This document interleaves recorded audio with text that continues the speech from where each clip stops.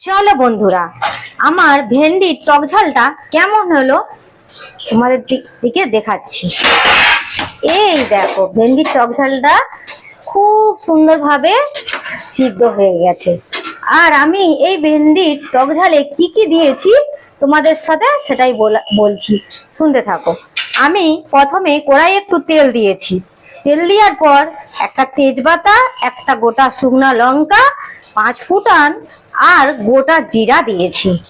তারপর ওর মধ্যে লেড়ে রাখা ভেন্ডিগুলা আমি এর মধ্যে দিয়ে দিয়েছি। তারপরে নুন স্বাদ অনুসার, তারপর হচ্ছে হলুদ আর একটু লঙ্কা গুঁড়াটা যেমন তোমরা ঝাল খাবে সেই হিসাবে তোমরা লঙ্কা গুঁড়া দিয়ে দিবে।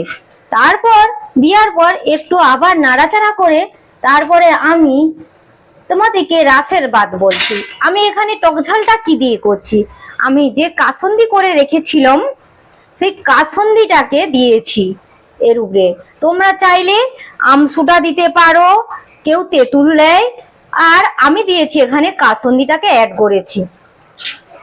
তো দেখতে ভারী সুন্দর লাগছে, দেখো খেতেও অপূর্ব লাগবে। আর আমি এখানে আর ডাল করব না, এখানে আমার আলু ভাতে হয়েছে আর এরকম ভাবে ছলছলা টাইপের হচ্ছে টক ঝাল হয়েছে ভেন্ডির। আমি যারা ডাল খেতে চাও যে এরকম ভাবে টক ঝালটা ভালো লাগবে না, তাহলে তারা একটু শুকা শুকা করে করতে পারো।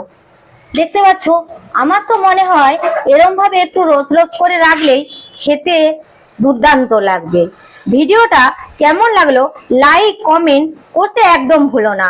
দেখবে আমার ভিডিওটা তোমরা দেখতে থাকো, আশা করি তোমাদেরকে খুবই ভালো লাগবে।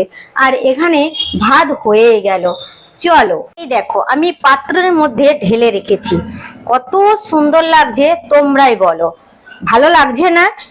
আর খেতেও যেমন দুর্দান্ত, দেখতেও দুর্দান্ত লাগছে।